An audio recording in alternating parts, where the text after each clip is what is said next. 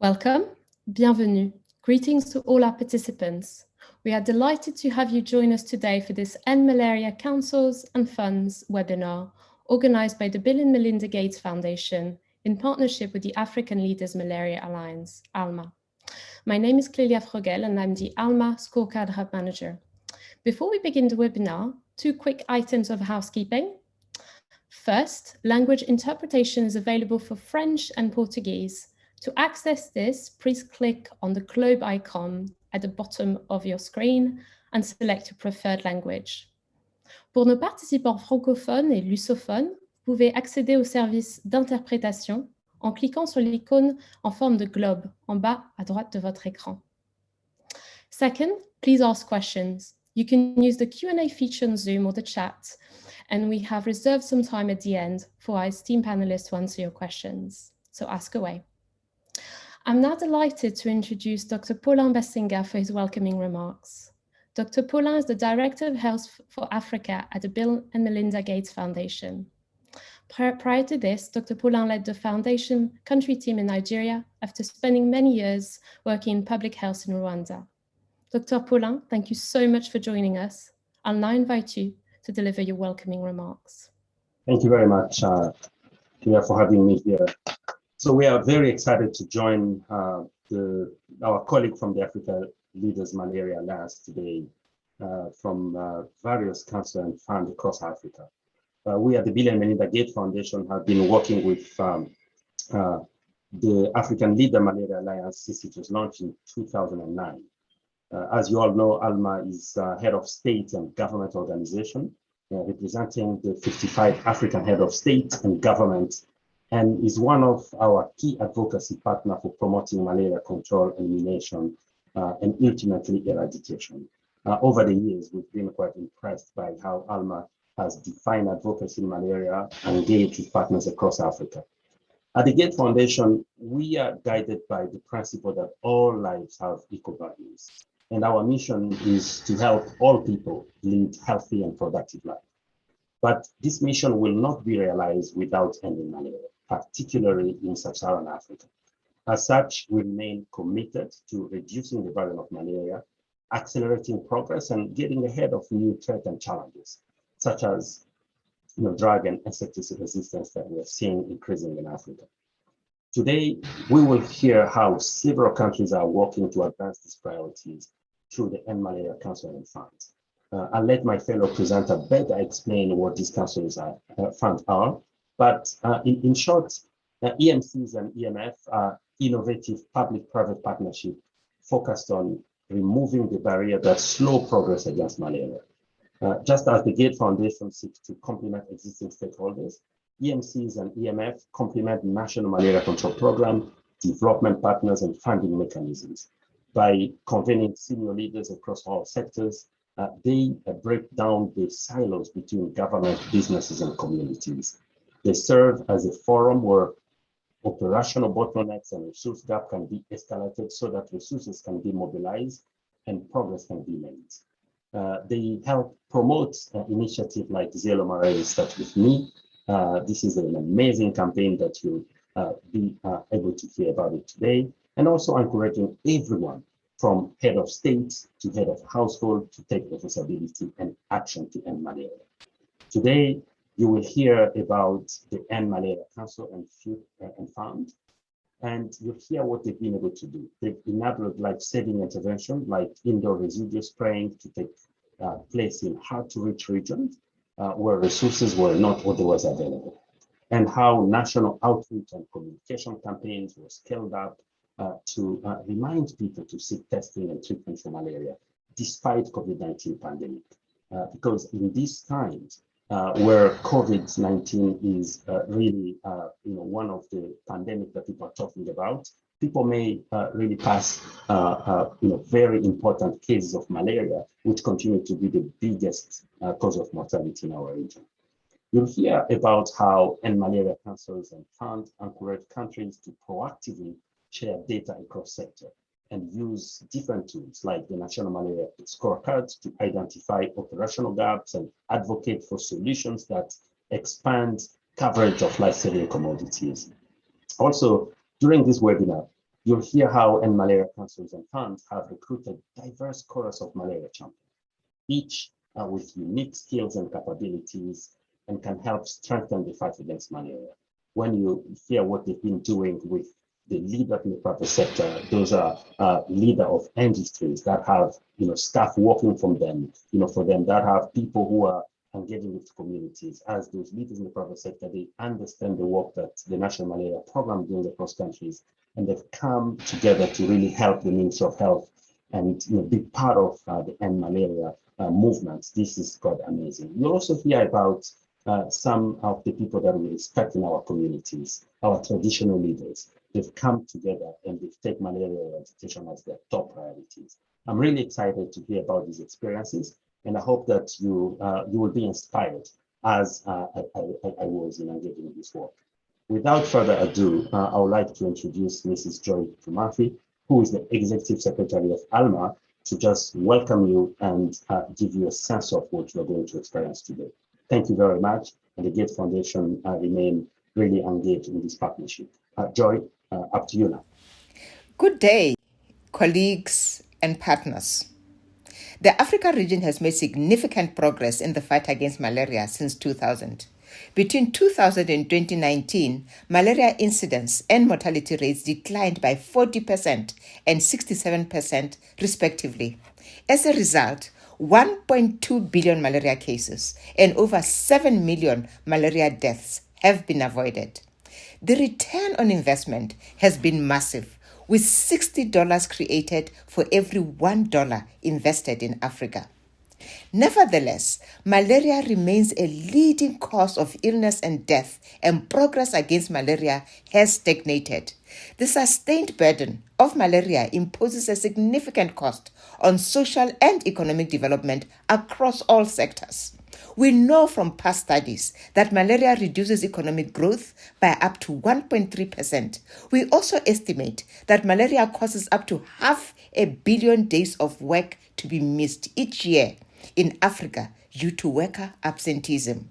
We also face increasing challenges from insecticide and drug resistance, climate change, from COVID-19, and the significant resource gaps. Therefore, it is critical that we mobilize now to accelerate progress and end malaria. As we know from countries that have successfully eliminated malaria, anti-malaria requires that we sustain malaria high on the national development agenda, that we drive increased action across all sectors and at all levels down to the community level, and that we mobilize additional resources to fully fund the activities in national malaria strategic plans. The current chair of ALMA, His Excellency President Uhuru Kenyatta, has defined 4 legacy priorities to help achieve these goals.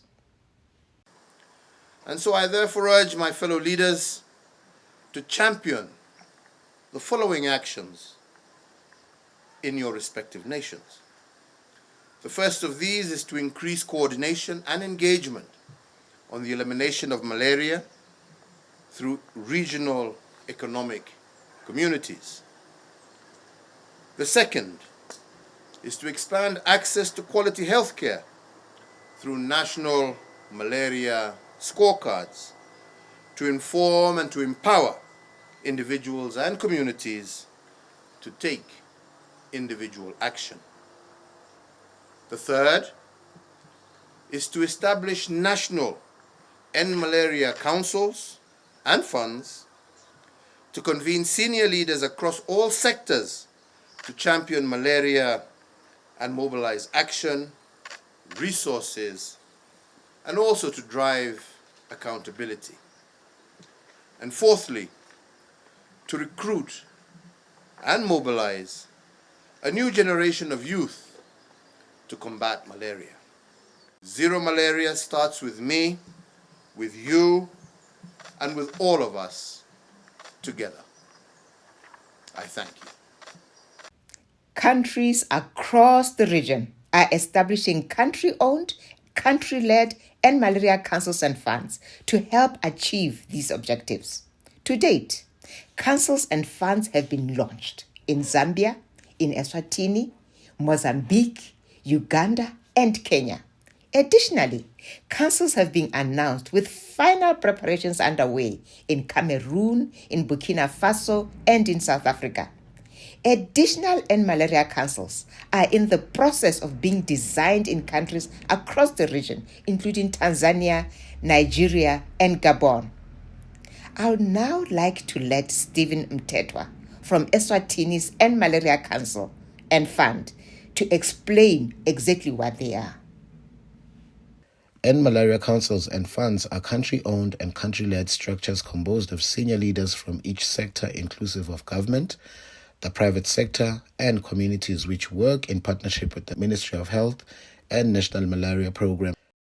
Public sector members could include government ministers, principal secretaries, parliamentarians, sub-national governors or mayors, and leaders of parastatals like national banks or the Revenue Authority. Private sector leaders include senior business executives and leaders of trade organizations like the Chamber of Commerce and Industry. Community leaders could include executive directors of civil society organizations, religious leaders, and traditional leaders. As Executive Secretary of ALMA, it has been a great joy watching these end malaria councils and funds come to life. There is no one-size-fits-all approach. Each is unique and tailored to the local context. We remain committed to providing technical assistance and support to countries across the region as we aim to achieve our chair's target of establishing 15 end malaria councils and funds. Ladies and gentlemen, today we are joined by several end malaria council members and secretariat staff. We will see a number of short videos and hear directly from them about their experiences mobilizing advocacy, action, resources, and accountability. Advocacy and accountability are two of the most important priorities for ending malaria. Advocacy and accountability are necessary to ensure that malaria remains high on the national development agenda and is a priority across all sectors. In particular, it is important to engage trusted community leaders, including traditional leaders, the clergy, parliamentarians, and civil society organizations. To begin with, I would like to turn to our colleagues from Zambia to share their experience working with community leaders in the fight against malaria. I'm Chief Mumena of the Kalumbila District of Northwestern Province of Zambia. I chair the Northwestern Province End Malaria Council. I also sit on the National End Malaria Council of Zambia. Sometime in the year 2019, I received an invitation from the Ministry of Health in order to come through and serve the nation on the End Malaria Council. And I gladly accepted, because for me, it was a continuation of something that we were already doing. And I was excited that we could be able to do it at a higher level while we share our experiences, but also learn from what others have been doing. The National End Malaria Council is a multi-sectoral council which is composed of senior leaders from across the country. The whole purpose of the National End Malaria Council is to mobilize advocacy, resources, and action necessary to end the malaria pandemic. I was appointed to serve on the End Malaria Council in order to represent the voice of the traditional leaders and also the communities. Ending malaria is teamwork. Together with other people, like-minded people, we can come together and end malaria.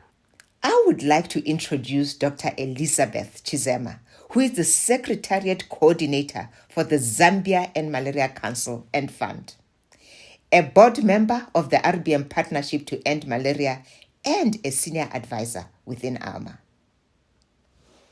Elizabeth, it is fantastic to see the commitment and involvement of Chief Mumena and other community leaders with the Zambia End Malaria Council and Fund. Can you please explain what role community leaders can play for the fight against malaria? When we were first designing the End Malaria Council, we thought it was important to have trusted community leaders as members His Royal Highness Chief Umumena is an influential leader in Northwestern Province and has become a malaria champion for many years. Involving him was an obvious choice. Other community leaders include Right Reverend Bishop Unjovo of the Anglican Diocese of Lusaka and Sheikh Shaban Piri of the Islamic Supreme Council. Our community leaders have organized a number of activities. They have convened religious leaders across all faiths, including Muslims, Christian, and Baha'i, to sensitize them to the importance of ending malaria and taking action to protect their congregations. We have also trained the faith leaders on how to review and use the National Malaria Scorecard so that they can independently review and identify gaps affecting their communities. For the past 2 years, the faith leaders have also organized community marches to raise the visibility of malaria. We have also established provincial End Malaria Councils, which convene additional leaders at the community level. We are developing networks of community-based malaria champions. These champions can review the malaria scorecard and identify actions that we can take locally. We have also held meetings with members of parliament to sensitize them to the importance of ending malaria. Parliamentarians are critical to combating malaria because they are involved in setting national policies, approving the national budget, and representing the interests of their constituencies. And for members of parliament, this is where we hope you can also join the fight. I would like to now turn to the Fundo da Malaria in Mozambique to understand how it is supporting advocacy through the Zero Malaria Começa Comigo campaign. My name is Baltazar Candrinho.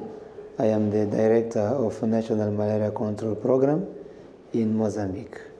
Mozambique has a national malaria strategic plan. We want to establish our limits, and our limit is to reduce the malaria case, reduce the malaria transmission, and also reduce the malaria deaths in Mozambique. In August 2020, Mozambique launched the Malaria Funds. The Malaria Funds is a public-private community initiative to aim to promote, in continuation of the campaign, Zero Malaria Starts With Me. And this strategic plan, we want to make sure that we have the capacity to program management at all levels, to make sure that we want to educate and sensitize the population in order to come to health facility as early as they feel a malaria symptoms or any malaria signs. So this initiative, it's very crucial, it's very important. So our commitment is to implement all malaria activities with high quality in order to get better results. Ladies and gentlemen, I'm joined by Mr. Gabriel Jr., who is the director of Mozambique's Fundo da Malaria, a private sector executive and a member of parliament. Gabriel, thank you very much for being here. Can you briefly explain how the fund in Mozambique is driving advocacy and accountability? As Dr. Candrinho mentioned, Malaria Fund is a public and private community partnership established to promote objective of Zero Malaria Começa Comigo campaign and help close gaps in the National Malaria Strategic Plan. Yeah, Malaria Fund is an independent non-profit organization governed by an independent board of directors and chaired by Dr. and Reverend Felicidade. Our other board members include the senior private sector executives from key industries, such as including oil and gas, finance, religious leaders across various faiths. Ahead of World Malaria Day, we conducted a community outreach campaign involving two civil society organizations, FDC and PECON. During these campaigns, we produced a series of television, radio, and online messages encouraging people to sleep under mosquito nets and to seek testing and treatment if they experienced symptoms of malaria. To have the greatest impact, many of these messages were recorded by local religious leaders. In total, we trained 200 community mobilizers to distribute malaria messaging in priority districts. We worked with 59 religious leaders and reached more than 15 million Mozambicans with malaria messaging. We tried to reach, to find every people to talk that it's important all people to be together to fight malaria. If we Mozambicans want and eliminate malaria and to end death. Now we are working to establish a parliamentary forum on malaria. You see, before we didn't have the malaria forum in parliament. We had only HIV group because for parliamentarian HIV was priority. Now the priority is COVID-19, but they understand that we need be a malaria forum. We need be the champions to fight against malaria inside of Parliament. Thank you, Gabriel. I'm now going to bring in Mr. Stephen Mtetwa from the Eswatini and Malaria Fund. Stephen, we have heard about how Zambia and Mozambique are working with various community leaders to drive advocacy and accountability. Recently, the End Malaria Fund in Eswatini hosted an event to promote malaria amongst the youth. Now, this is a critical pillar for ALMA and for our chair and for the African continent. Can you please talk about why youth are so important and why they are a priority for the End Malaria Fund?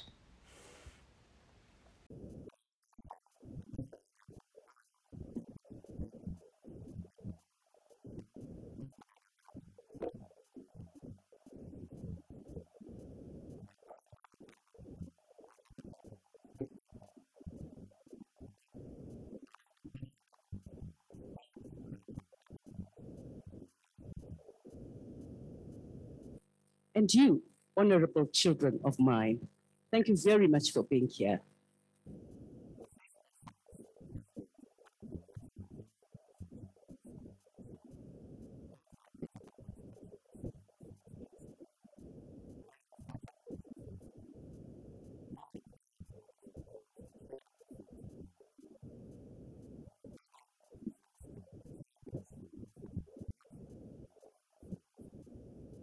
We need you to own it.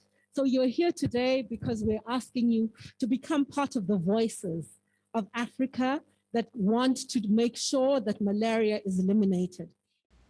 Thank you. Now we will shift our focus to the other core priorities for End Malaria Councils and Funds: action and resource mobilization.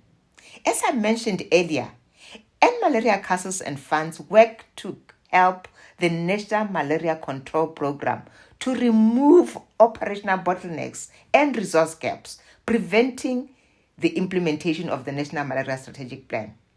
Two important ways that End Malaria Councils and Funds do this is by mobilizing other sectors to take action to help implement the National Strategic Plan and to contribute in kind and financial resources. I would like to ask some of our panelists to share their experiences with action and resource mobilization. Let us start with Zambia.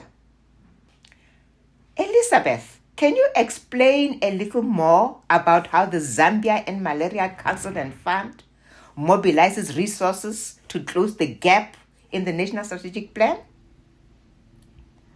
In 2019, His Excellency President Edgar Chagwa Lungu convened senior leaders from across all sectors to form the End Malaria Council. This council was charged with driving advocacy, action, resource mobilization, and accountability. However, because the EMC is simply a forum of members, we recognized that we needed to establish a fund that would be able to receive, manage, and distribute financial donations. This led the members of the EMC to establish the End Malaria Fund, which is a non-profit foundation governed by an independent board of directors, and that reports to the EMC. The EMC and EMF have worked to mobilize commitments from each of our members' sectors. For example, in 2019, it was brought to the EMC's attention that there was a funding gap for transportation of insecticide and other malaria commodities to the northwestern province. As a result, there was a risk that the indoor residual spraying campaign would be delayed, which would put populations at risk. To address this gap, First Quantum Minerals Limited, which represents the Chamber of Mines on the End Malaria Council and routinely runs trucks between the province and Lusaka, agreed to transport the insecticide for free. In 2020, the National Malaria Elimination Center planned to expand mass drug administration in target districts. MDA involves widespread treatment of individuals in a community to reduce the prevalence of the parasite and disrupt transmission. MDA has proven effective in other regions in Zambia. The NMEC mobilized funding for the medicines, but faced a $500,000 budget gap for the training and implementation of the campaign for targeted districts. As a result, members of the EMC engaged the pharmaceutical and the mining company, who agreed to provide the required support. As a result, we were able to close the gap and MDA was able to go ahead. One of the other operational gaps is the availability of transportation, such as for IRS spray teams or for commodities. The Zambia Revenue Authority, which is also a member of the EMC, donated some of the seized cars and trucks to the NMEC and to the EMC. My name is Atopsis Kalinda, Corporate Communications Manager from the Zambia Revenue Authority. We are proud to be members of the End Malaria Council. Among the commitments that we have made to the Council are that we will continue donating seized items to the End Malaria Council. For instance, we recently donated motor vehicles to the Council. These are motor vehicles that were seized for smuggling, so that they can be used for their administrative purpose and delivering of mosquito nets and other equipment to various parts of the country. This is a message to all of you out there. There's a small way in which we can all contribute to the fight against malaria. ZRA has recognized that malaria hurts the private sector, reducing the national economic output by the equivalent of up to 50,000 workers a year. As a result, they donated television advertising space and helped produce a series of advertisements promoting social and behavioral change communications. No! Stay back! Eh? I have COVID-19! What? I have fever, body pains, headache, and nausea. I don't want to die! Ish, clearly this isolation has gone to your head. If you had COVID, you would have had a cough and difficulties breathing. You, my friend, have malaria. No, it can't be. Isn't malaria on vacation or something? With mosquitoes far, far away on a beach having a blast, leaving COVID-19 as the substitute. Voila! This is when mosquitoes are busy. Kindly people are staying home. Besides, how would you have gotten COVID-19 if you've been indoors this whole time? Wait, have you been sleeping under a mosquito net? Ati? Always sleep under a treated mosquito net. Let's get you to a clinic ASAP. Remember, malaria ends with you. Malaria ends with me. This message is brought to you by the Ministry of Health in partnership with PATH, Eastdale Flowers Cross-Border Malaria Initiative, the Anglican Diocese of Lusaka, and ZRA, proud members of the End Malaria Council. We have a number of other initiatives underway being led by the End Malaria Fund, including selling merchandise such as branded t-shirts, placement of donation boxes across the country, and a capital campaign with the private sector. We are also working on developing new resource partnerships. For example, we have recently met with the Zambia Football Association to discuss how we can move together to mobilize resources. Elizabeth, it seems the End Malaria Council has had a lot of success mobilizing both financial and in-kind resources. Can you explain how you approach in-kind versus financial resources? Globally, 70% of corporate social responsibility is spent on in-kind support. This has been largely consistent with our experience in Zambia, maybe even more so in the light of the COVID pandemic and economic difficulties. Companies are eager to contribute unique assets and capabilities because they can do it very cheaply, especially compared to the cost of having to procure the goods or services. Thus, we must be creative in thinking about how each sector can contribute. As you see from many of the examples that I've shared today, the greatest value is often derived from sectors contributing their unique skills, experience, and assets to the fight against malaria. Resource mobilization can be fundraising, but at its best, resource mobilization involves developing partnerships that expand the capabilities, reduce costs, and increase the reach of the national malaria program. Thank you.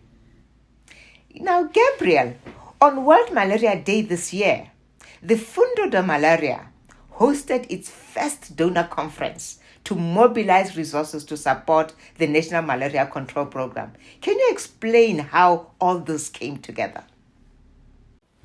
I want to say you that following our launch in September 2020, Fund of Malaria launched a capital campaign to mobilize financial resources from the private sector. Because the COVID-19 pandemic, we had to organize small and virtual meetings with the executive from the companies. During the first quarter of last year, the fund and the PNCM meet with a senior executive from more than 35 large and multinational companies. They included companies from energy, oil and gas, manufacturing, banking, finance, tourism, retail, telecommunication, and transportation.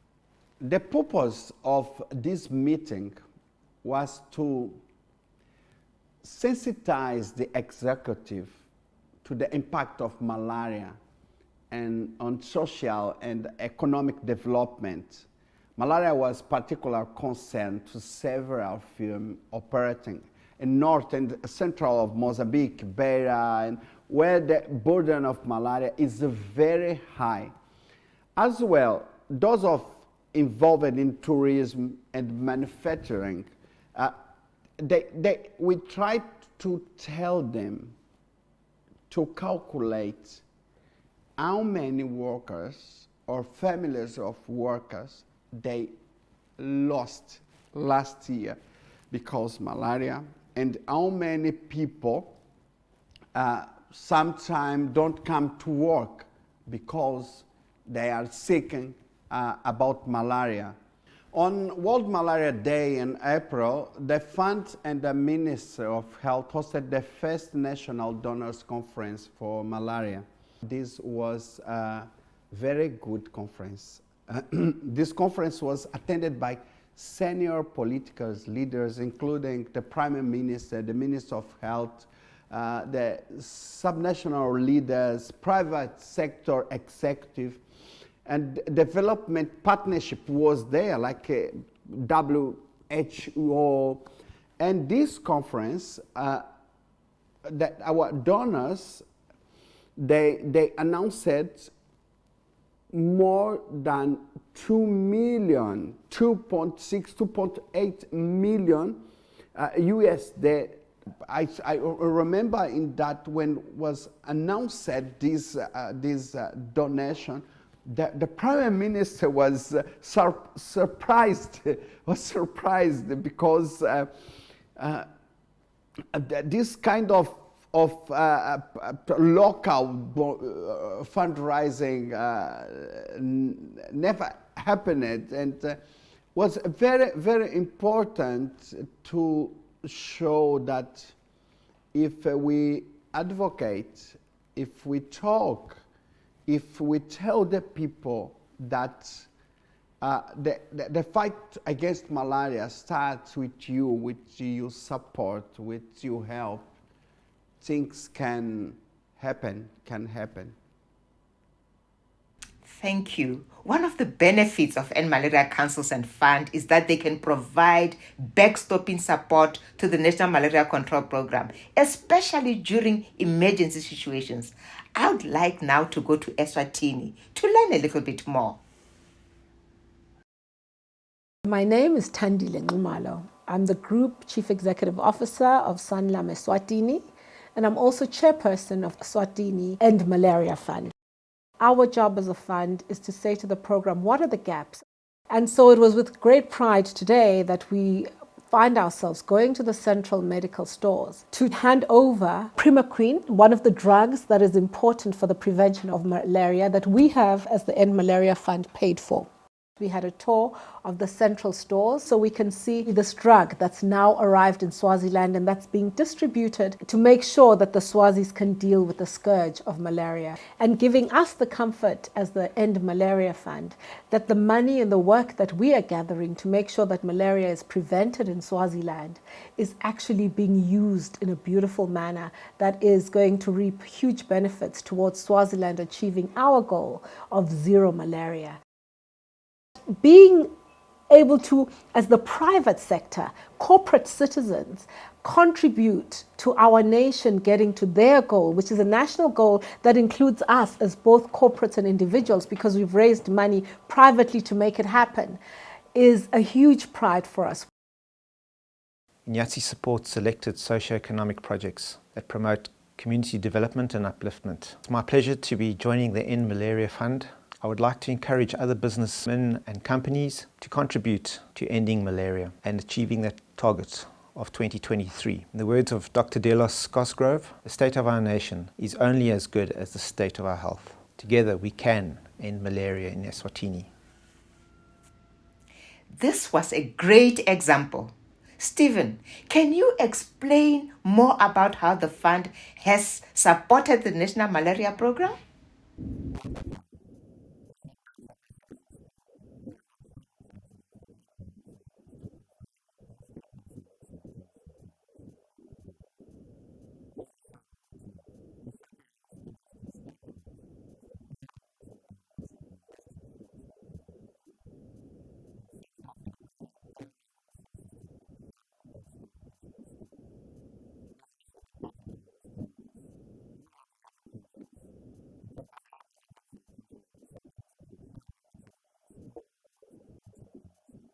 So because of the quantities that we usually try to get from manufacturers, our quantity is small.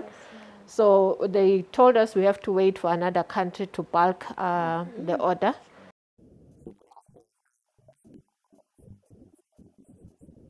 The National Malaria Program submits requests to the End Malaria Fund, which are evaluated for impact, and if the proposal meets the criteria, it is funded, as we can see.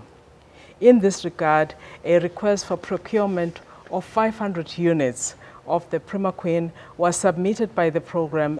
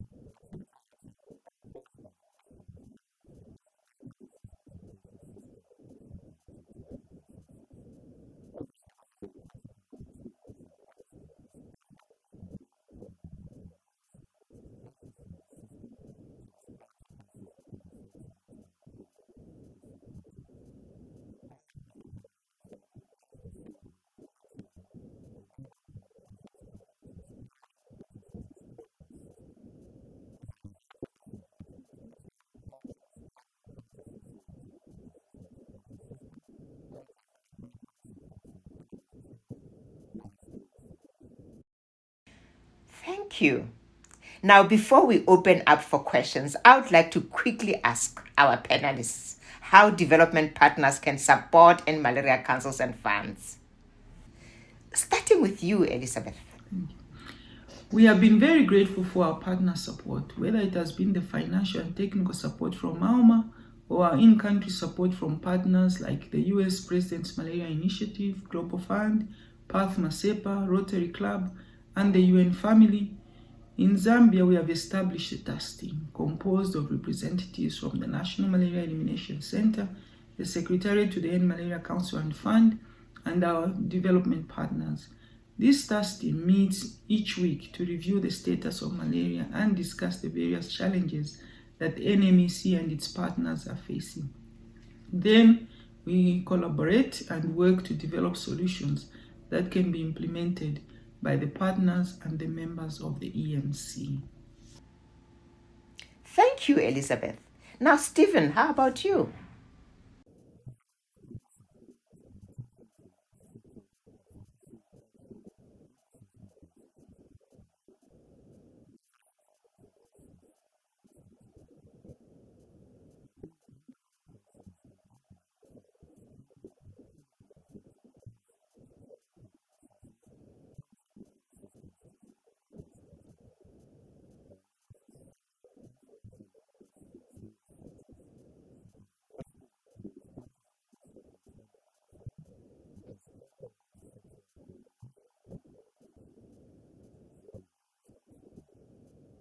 Thank you so much, esteemed panelists. We will now answer some questions from the audience, as well as the questions that were submitted in advance. So our first question is directed at Joy. We have heard how EMCs help countries mobilize advocacy, resource, and action to help accelerate progress against malaria. Why do you think End Malaria Council will be able to mobilize funds given the pressures that the COVID pandemic has placed on our economies? Thank you so much, Clelia. You know, as we have heard from all the End Malaria Council members and supporting secretariat, the End Malaria Council is actually a partnership between different stakeholders and the National Malaria Control Program and the communities. Now, one of the most beautiful contributions are the in-kind contributions. So the contributions don't have to be financial. They can be financial in nature, but they can also be in-kind. And in fact, in-kind contributions in a country like Zambia, for example, have been the most important contributions that has made a vast difference to the effectiveness of the program and to the impact on the fight against malaria. So I think it is absolutely important for us to appreciate that every single thing that we have is a resource. It is not just about the money. Thank you so much, Joy. The second question we received is for Mr. Gabriel Jr., who's the director of Mozambique Fundo da Malaria. So we've heard how the MC in Mozambique has successfully raised $2.6 million in financial and in-kind support to the National Malaria Program. Gabriel, why does the private sector engage in End Malaria Councils? The key of all our work was to advocate to the people, to tell them that this is the time to start with us, to start in Mozambique, to show that we can fight against malaria. And all people can be involved for this fight. You see, was the first time we had this kind of fundraising. People every time was making the donation for things like die for HIV. But when we sensitize them that this time must start with you. Me, you, all executives, all us have something to contribute against malaria. And when the special things happen, we used a lot the communication strategy, because when one company hear about another company that they was contributing, they come to join with us. This is big strategy. Advocate them, convince them, involve them, and make executives touching another executive.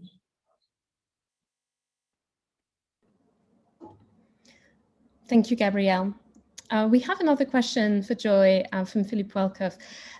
So Joy, we've heard that we've had a first wave of very successful EMCs. What are the mechanisms for new EMCs to learn from the first group of malaria councils? Over to you, Joy. What we have done in partnership with ALMA member countries is to create a knowledge hub. We refer to it as the scorecard hub, but actually the scorecard hub contains a lot of the knowledge that we are accumulating on end malaria councils, on end malaria funds, so that countries can share best practices with one another. And we're in the process of documenting these best practices, so that as countries establish end malaria councils and funds, they can learn what other countries are doing and see whether it is appropriate to introduce it in their own country, and also adapt it where it is applicable. So we invite everybody to visit our scorecard hub, because the scorecard hub will be able to share a lot of these best practices that we are learning from countries. Thank you. The next question we received was for Dr. Paulin. So how important are these advocacy and resource mobilization efforts for the Gates Foundation compared to the work you do in developing new vaccines, drugs, and insecticides? Thank you very much, Celia. I think the advocacy work is super important for the foundation. And when you look at the Bill and Melinda Gates Foundation malaria portfolio, led by our colleague Philip and an amazing team of colleagues working across R&D, engaging with global leaders such as the Global Fund and PMI and many other malaria programs, to make sure that we think about innovative solutions, places where we as the Gates Foundation can provide the biggest and fastest way of solving and accelerating malaria education, such as research and development and finding new tools. The ultimate goal is that when those tools are available, even either they're new tools or even maximizing the use of existing tools, that the malaria national program at the country level are able to scale up those programs with speed. Now, what advocacy is doing now, and what the work that ALMA and our partners are doing, and the End Malaria Council are doing, is actually to bring other people to partner with the malaria national program, right? When you have the private sector, when you have the religious leaders, the traditional leaders, and other people understand that malaria eradication starts with them, and really opening up the national malaria program to those partners who are experiencing malaria on a daily by daily basis. You heard from the private sector how they're seeing the impact of malaria in their operations every day. When you open up with the EMCs and you create that transparency, then you expand the number of people who are actually helping the national malaria program to do this job, right? And also when you start getting the national funds from the private sector to come to complement the government funds, which will actually accelerate the global money that you are getting to move the work forward. So advocacy is core and central to the overall Gates Foundation malaria strategy. So I would say we're part of this, and we're very proud of the work that ALMA and partners have been able to do so far. What a great message to end. I'll now invite our Executive Secretary, Joy Pumafi, to give her closing remarks. Thank you so much. Thank you to the distinguished panel. I want to thank you all for attending today's webinar and for the support of our co-sponsors, the Bill and Melinda Gates Foundation. I want to thank each of the End Malaria Councils and funds that participated in today's webinar for sharing their experiences and best practices. You continue to be examples of how we can innovate and drive multi-sectoral advocacy, action, resources, and accountability within the African continent. Finally, I want to call on all others to help us achieve our goal as a continent of establishing 15 End Malaria councils and funds. Today, we have launched the first toolkit materials on ALMA's Scorecard Hub. On this website, we have published how-to guides and materials on the process for designing and launching End Malaria councils and funds. We have also shared module documents. And to access these, please go to scorecardhub.org. Friends, colleagues, partners, Zero Malaria starts with me. Zero Malaria starts with you. And Zero Malaria starts with all of us. I thank you.